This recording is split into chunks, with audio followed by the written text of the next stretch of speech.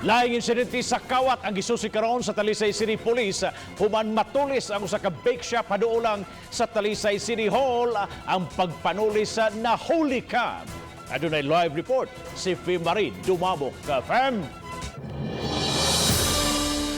Yes, Bob, ganiduha ka mga insidente sa robbery with intimidation ang gisubay karon sa kapulisan nga nahitabo diha sa Barangay Muhon sa Dakbayan sa Talisay. Sa kuha sa CCTV, makita nga sirado ang bake shop. Apan adunay usa ka bahin nga half open ang roll up, roll down ug gibabagan lang og lingkuranan. Alas 8:17 gabi oras sa CCTV, makita nga nairog ang bangko ug misuo nga usa ka nagtaptap nga lalaki. Nagsulob kinig itom nga sweatshirt, kaki nga short ug itom nga sapatos. Nakuha usab sa CCTV ang dali nga pagtion og armas sa suspect ug miduol sa tindera sa bake shop. Sa laing kuha sa CCTV, makita nga miduol sa laing bahin sa tindahan ang kawatan ug adunay gipunit. Dali kining nigawas sa bake shop nga susamag wala ray nahitabo.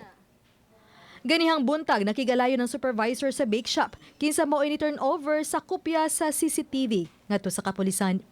Matod sa supervisor nga kapin sa 12,000 pesos ang natulis sa suspitsado. Nag-ihap naman og kuan sa sales ang kuan ang cashier.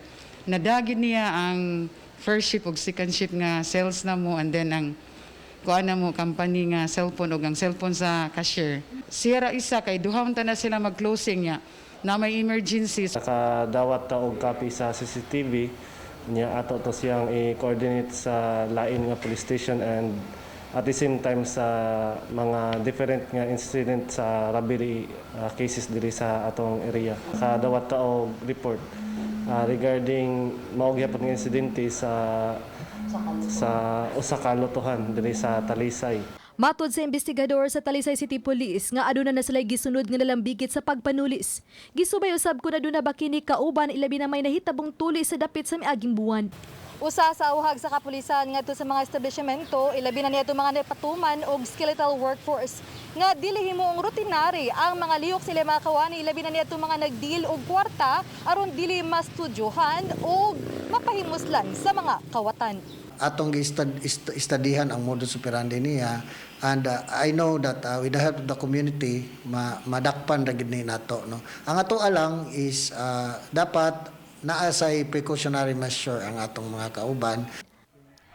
Bob, gisubay usab karon sa kapulisan kung aduna bay mga CCTV ang mga silingang establishmento sa maong bake shop ug ang posibleng mga saksi aron mas paspas ang pagtumbok sa mga suspitsado sa maong pagpanulis.